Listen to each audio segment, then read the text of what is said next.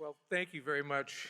And I think that most influential list must have 5,000 people on it because just about everybody I know is on it somehow.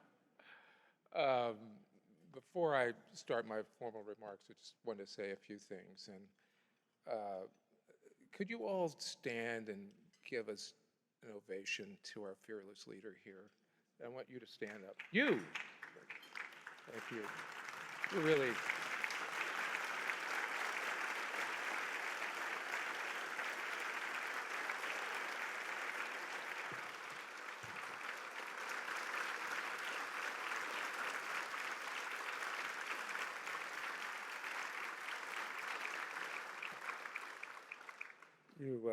Those are very moving videos that we saw, and your commitment to humanity is really remarkable, and we're all grateful for that. You know, 'tis the season, during the change of the season, and if any of you are like me, you've got runny noses and their sinuses are all stuffed up. And so I just want you to remember after this, my talk, remember what Mark Twain said about Richard Wagner's music? It's better than it sounds. So thank you for that. And you know, when Bart Giamatti stepped down as president of Yale, he said that being a college president is no way for an adult to make a living. And it used to be, except till about 2 or 3 weeks ago, people would say to me, "Do you miss being a president?"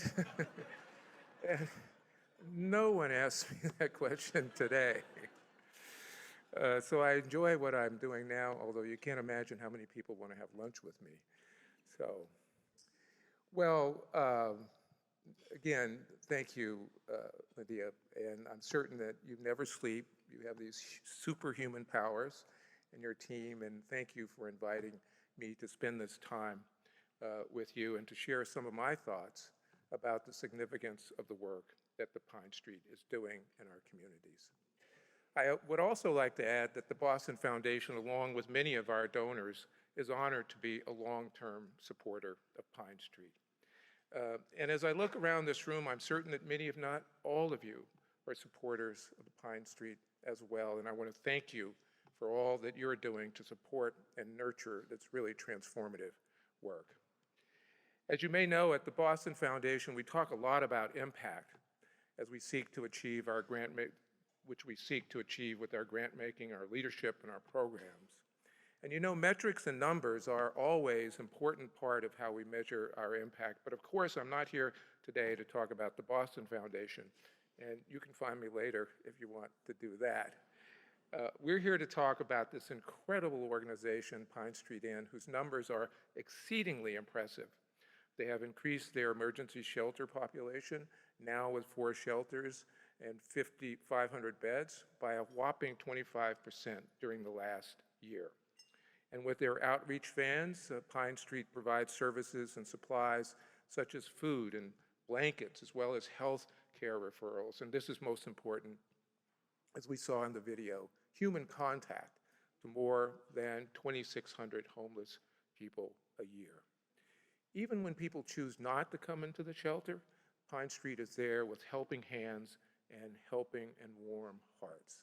Their workforce development program provides job training for 150 guests and tenants with programs such as you saw earlier with I Cater, which mentors and helps individuals learn the skills that they need to find and maintain employment in the food industry. And in the city and region and state facing a housing crisis, as we all know, Pine Street is on track to increase its permanent supportive housing by 50% over the next 5 years, bringing the total count to more than 1,000 with units in many of our Boston neighborhoods. These are just some of the numbers, and I think we can all agree that these numbers are extraordinary.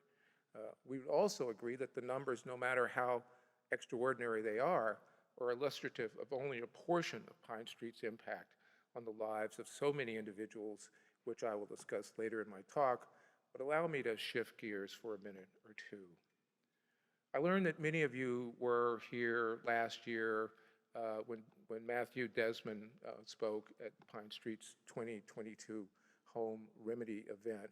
And in his 2016 Pulitzer Prize winning book, Evicted, Poverty and Profit in the American City. And by the way, if you haven't read it, I urge you to go out and buy it today. He provided a powerful ethnographic picture of poverty in America and its impact on the most basic human needs, housing and shelter. And in it, he quotes from Lee Rainweather's Behind Ghetto Walls. It was once said that the poor are constantly exposed to the evidence of their own irrelevance. The poor are constantly exposed to the evidence of their own irrelevance. Let that sink in a bit. It's a remark that I often quote, and it has stayed with me for its truth-telling when I pass encampments or unsheltered individuals on our street or read news stories or reports, for instance, of the recent Supreme Court proceedings about whether or not Grants Pass, a small town in southwestern Oregon, should be allowed to criminalize or continue to criminalize homelessness by punishing people who sleep out on the streets using tents, blankets, or even a piece of cardboard. With so many people living in parks, subway entrances, or beaches, benches, and streets, or in their vehicles with homelessness on the rise in Boston, the idea that the unhoused, the most invisible of the invisible, and the most vulnerable among us, who live in a world hostile to their very existence, those who need our help should be subjected to such cruelty and neglect, represents a set of circumstances that I, and I know you do too, find intolerable. Many of us, even the well-meaning among us, we fail to understand the simple but profound truth that people, our neighbors, our friends, our brothers, our sisters, our mothers, our fathers, even our grandmothers and grandfathers, enter into homelessness because of circumstances over which they most often have neither the power to control or to predict. Pine Street humanizes the unhoused so we can see clearly, and seeing clearly, we can then act with purpose. In 2022, Boston Bureau of Homeless Services report, Boston Unhoused and Uncounted report found that 36% of adults experiencing homelessness in Boston reported tenancy issues or incarceration, natural disasters, or other as the main reason they were without a home. 30% reported finances as the main reason that they were without a home. 26 reported a medical condition, mental health condition, or substance abuse. And 8% of unhoused adults in Boston reported they were without a home because of domestic violence or threats to their own health and their own safety. These are the twice told tales that we have heard or have read over and over and over again.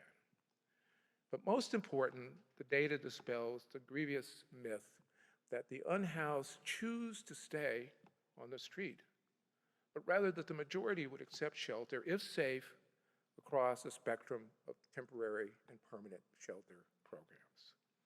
A place to call a home isn't just a human need. It's a human, even constitutional right to be treated with care, with compassion, and an opportunity to rebuild when home, for multiple reasons, falls apart.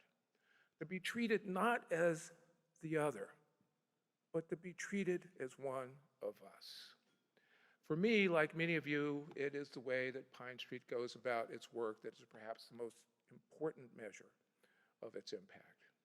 Every person who partners with the Pine Street rebuilds lives with kindness, with care, with compassion, and individualized services.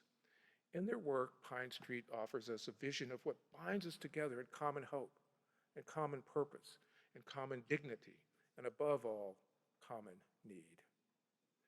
In Democracy in America, Alexis de Tocqueville wrote that I confess that I believe that the democratic societies to have much less to fear from boldness than from paltriness of aim. The leaders of the new society would do wrong if they tried to send the citizens to sleep in a state of happiness too uniform and peaceful, but that they should sometimes give them difficult and dangerous problems to face, to rouse ambition and give it a field of action. And I'm here to tell you this morning that we live in an age in which paltriness of aim will simply not do. The full embodiment of our shared civic engagement and leadership means seizing the moment, choosing to be innovative, daring, and bold as we seek, in the words of Langston Hughes, to let America be America again, the land that never has been yet and yet must be. In 1916, John Dewey described democracy as the most ethical aspiration conceived by ethical communities. And this aspiration was unattainable, he wrote, without a society's commitment to a lifelong education to develop the capacities of associated living in a society characterized by complexity and diversity. That we can create out of the rich diversity of human experience communities made both beautiful and effective by their pluralism. Not the kind of dream that is available only to those privileged by history or family income or wealthy neighborhoods. Not the kind of dream that is built on narrow self-interest, but rather a compelling vision of what we could be if we were truly open to the best that is known and thought in this world. The kind of dream which will swing wide open the doors of opportunity, which sets the table for all, no matter life's circumstances, to enjoy life's bounty, which holds our nation's motto, e pluribus unum, out of the many, one, as a living creed. So thank you all for being here this morning. Thank you for listening to me and to the others. And thank you even more for your valiant efforts to keep Pine Street's noble dream alive through your generosity and in your own work. Thank you very, very much. Thank you. Thank you.